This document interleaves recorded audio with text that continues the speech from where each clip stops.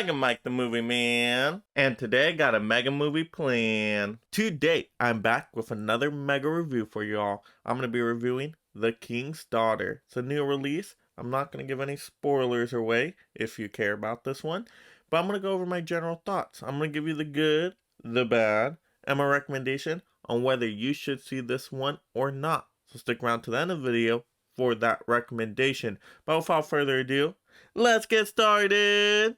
She's certainly not of this world. Nor am I. Now to get into the good of the movie first. So initially, I liked the premise of The King's Daughter. It's a fantasy action adventure film that stars Pierce Brosnan as King Louis XIV. And it's a story where the king wants to be immortal and he wants to be more powerful, as all kings do. So what does he do? He takes a mermaid, and his plan is to suck the life force from the mermaid, so now he can be fully immortal and live forever.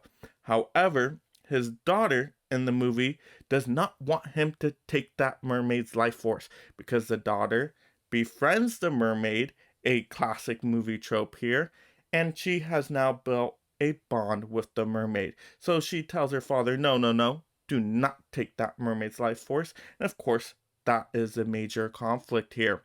Also, there's a romance in here where the mean king wants his daughter to marry this gentleman of a man.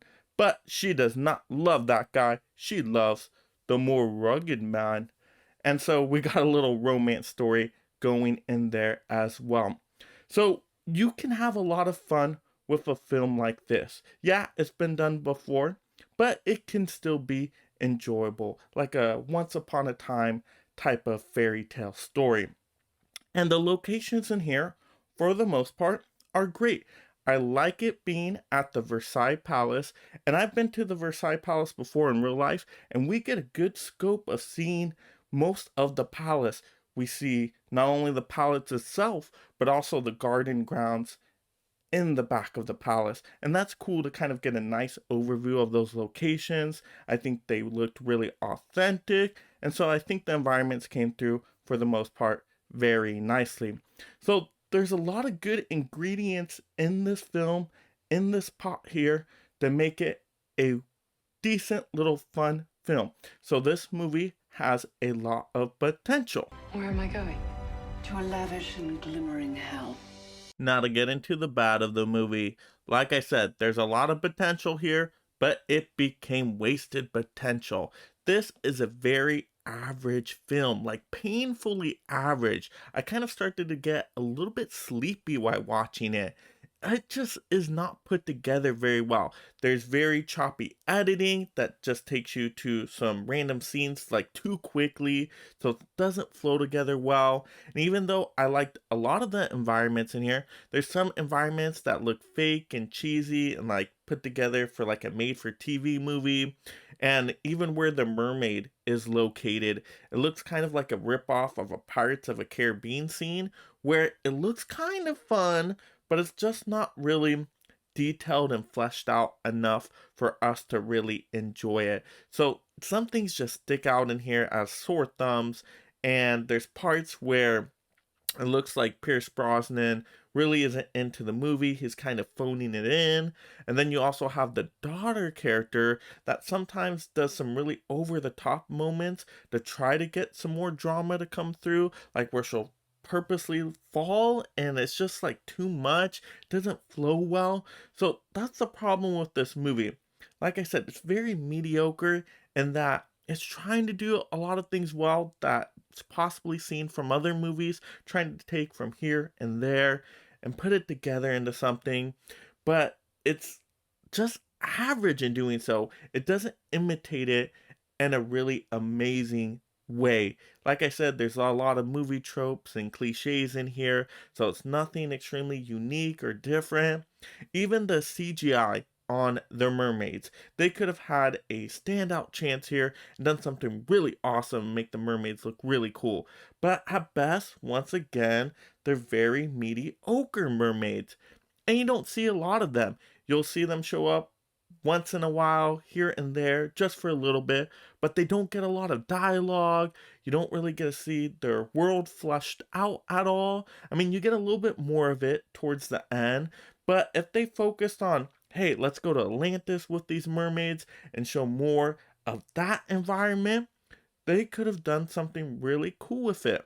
But they didn't. Like I said, this movie is painfully surface level. They never flesh out any one character enough for you to really care about what's going on in the story.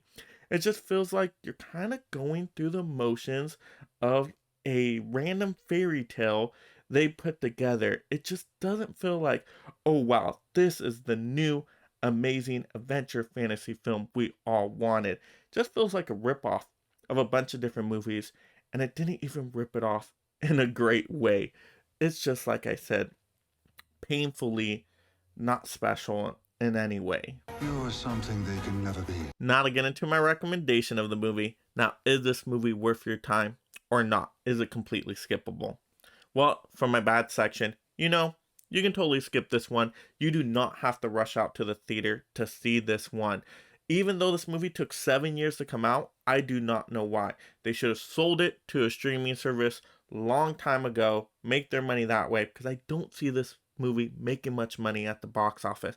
Like I said, it's just painfully average. Now, don't get me wrong, it's not a terrible movie. I don't think you're going to be mad if you see this movie, but you're not going to be super enthused either. You're not going to be overjoyed by the movie. By the time the credits come up, you're going to be like, oh, okay.